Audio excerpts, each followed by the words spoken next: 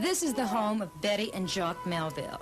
A casual observer might just as easily assume the Melvilles live in the countryside of England or the suburbs of Philadelphia rather than Nairobi, Kenya, except for one small detail.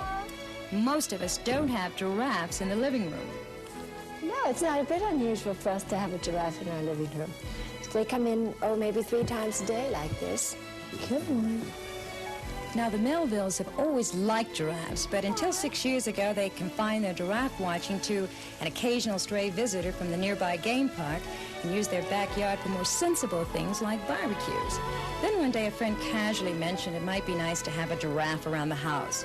That sounded like a good idea, except there's only one man in all of Kenya who can capture a wild giraffe, and that's Jock Rutherford. The Melvilles found Rutherford, and then they found a herd of giraffe, and they watched in awe as Rutherford rode his horse right in the middle of a herd of stampeding giraffe to capture Daisy. And of course, Daisy took one look at Jock and decided she'd found her mommy. Daisy! Come on, Daisy! What started out as a pleasant pastime has turned into an all-out effort to rescue the Rothschild giraffes from extinction. The Melvilles have managed to raise enough money to move 23 of the endangered animals to a protected area. And they have adopted 5 more. Meet Marlon, Daisy's mate, and the father of their son, Doc, an up-and-coming youngster of 5. Then there's Betty June, John Paul, and Howard Gilman.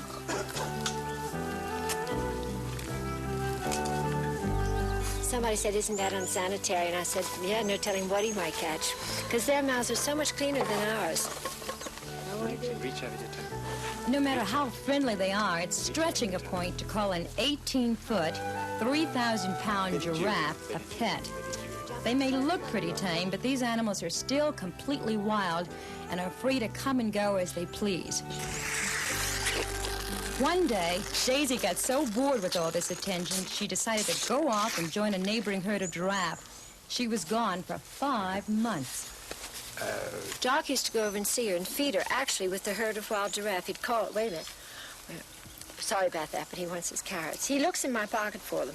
So Jock was over there with the herd of wild giraffe, and he would call Daisy, and she'd leave the herd and come right up to him, and he'd give her food, and they'd all look at him. They just couldn't believe it.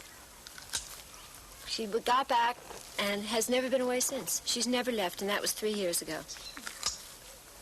Okay.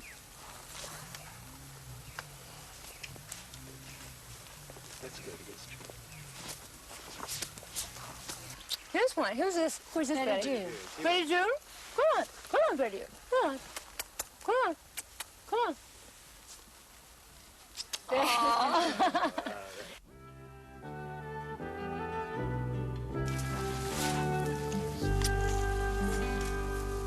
This is a story of a love affair between some very unusual animals threatened with extinction and 2 very special people determined to save them. Let's hope, like all good love stories, the Melvilles and the Rothschilds live happily ever after. I'm Janet Langhart in Kenya, Africa, because you asked for it.